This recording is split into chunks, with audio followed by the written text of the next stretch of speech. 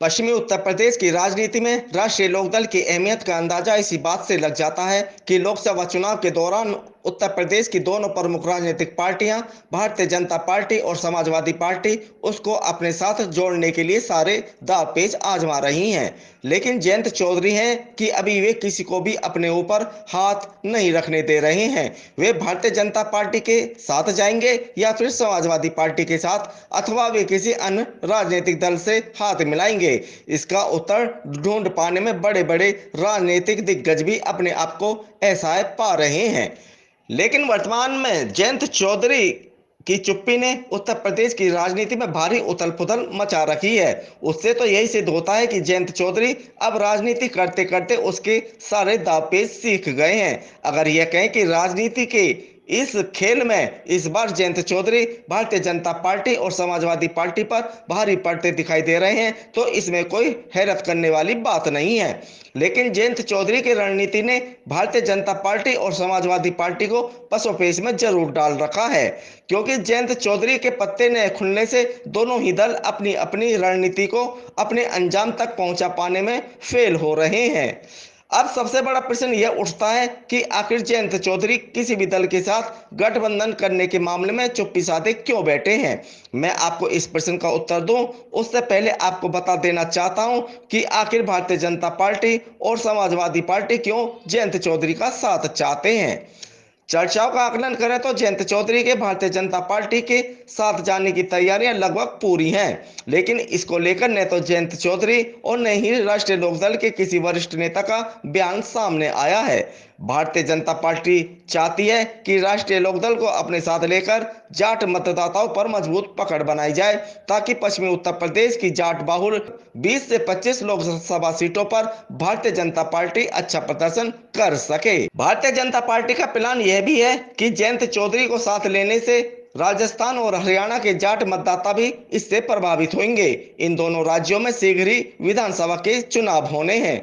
वहीं अगर समाजवादी पार्टी की बात की जाए तो पिछले लोकसभा और विधानसभा चुनाव उसने राष्ट्रीय लोकदल के साथ ही मिलकर लड़े हैं। हाल ही में हुए विधानसभा चुनाव में तो पश्चिमी उत्तर प्रदेश में इस गठबंधन ने भारतीय जनता पार्टी को कड़ी टक्कर दी थी, लेकिन नगर निकाय चुनाव के दौरान इन दोनों दलों के बीच खाई बढ़ती चली गई।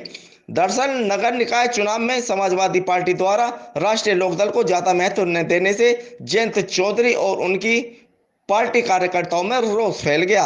जयंत चौधरी चाहते थे कि मेरठ और सहारनपुर दोनों नगर निगमों में मेयर पद पर उनकी पार्टी का आदमी चुनाव लड़े, लेकिन अखिलेश यादव ने जयंत चौधरी को झटका देते हुए यहां से अपनी पार्टी के प्रत्याशी मैदान में उतार दिए थे। सूत्र बताते हैं कि तभी से अखिलेश यादव और जयंत चौधरी के बीच संबंधों में कड़वाहट आनी शुरू हो गई। लेकिन अब चूंकि लोकसभा चुनाव निकट है, तो ऐसे में जयंत चौधरी कोई जोखिम लेने की स्थिति में नहीं है। वे फूंक फूंक कर कदम रख रहे हैं। यही कारण है कि जयंत चौधरी ने अभी तक समाजवादी पार्टी के साथ गठबंधन जारी रखने या फिर उससे अलग होने के संबंध में कोई बयान नहीं दिया है।